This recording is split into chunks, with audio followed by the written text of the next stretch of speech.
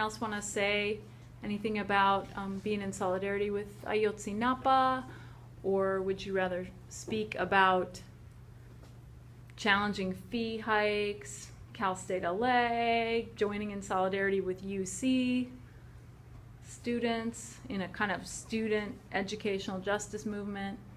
So I'll just open it up.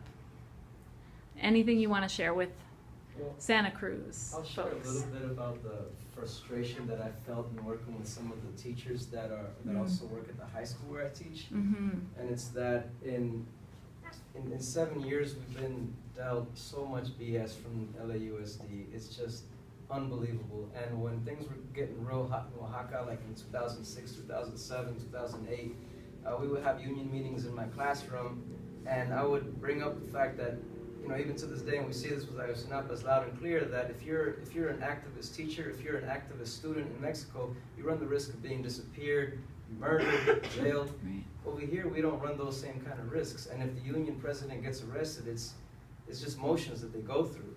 And in that sense, the privilege that we have, that we don't use, we really have to reflect and think upon that, and internalize that responsibility that we have. And I learned the hard way, I guess, bringing up those issues, even in the teacher union space, that you need to find out who your allies are before you can bring up certain issues like that, because they're pretty divisive. And if as a group like us or at Santa Cruz, if you find a group of people that are solid, you got to do some with us that's solidarity, because you can't be neutral on a moving train, right? So it's just one of those frustrations that I've felt, because I mean this is reality, and I think that's part of the numbing effect I was talking about. You know, people are afraid to get burned. They're afraid to trust, people, and because they're gonna stand out. And it happens with students. It happens to professors.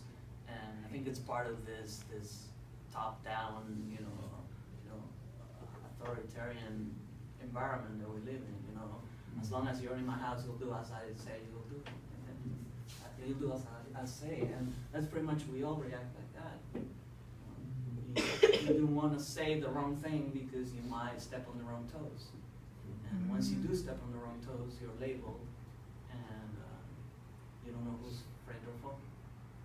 And that's why most people don't get involved. Right.